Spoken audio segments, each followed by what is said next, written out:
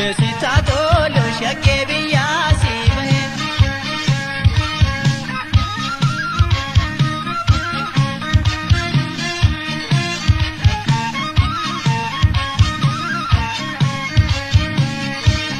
Ofiisaa yoo tole malee baddeessaa narra malee dubbii namaatti irra keessa hangitti fitsa seenanii kaleessa kooticha buune.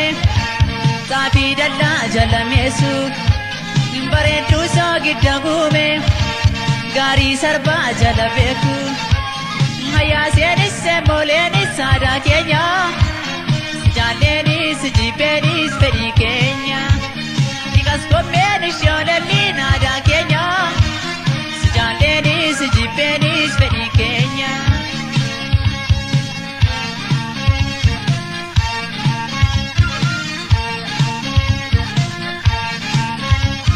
Asusana susuma Agaro biyya bunaam yaada balee Halagana laguma Tuwali kafanaam yaada balee Mana shashayi gombe Malapasa barana yaada balee Natina sayi sobde Lallabbaasa mararaam yaada balee Dambuu koo yaada balee Himbuulan yaada malee Shaggar keessaan deemanii yaada balee Yabbii makiina malee Makka garaan bulanii yaada balee Daddaa barbaatan malee yaada balee.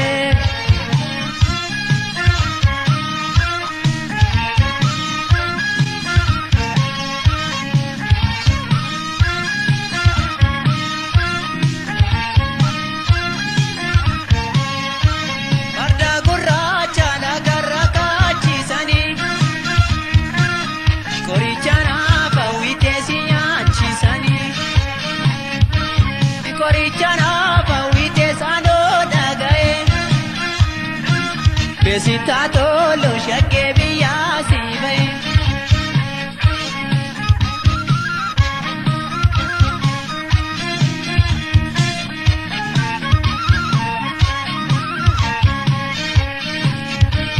Ya kaleessa ya guyyaa bi saawwan diidaa marra ture eenan godaanaa nan sokkaabi lafti siifaa bal'aa ture eedhagaan dhagaa ya kataarii.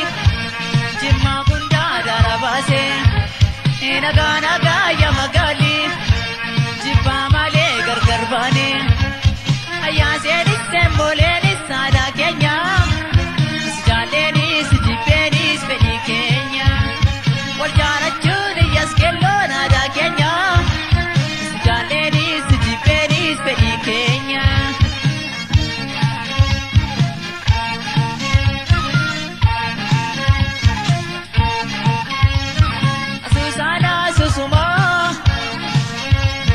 Agaro biyya bunaa yaada balee Malagana laguma Nutu walii kafanaa yaada balee Mana shaashayi gombe Malappaasa baranaa yaada balee Natti naasayi sobdee Lallabbaasa mararaam yaada balee Dambuu koo yaada balee Himbuulan yaada malee Shaggar keessaan deemanii yaada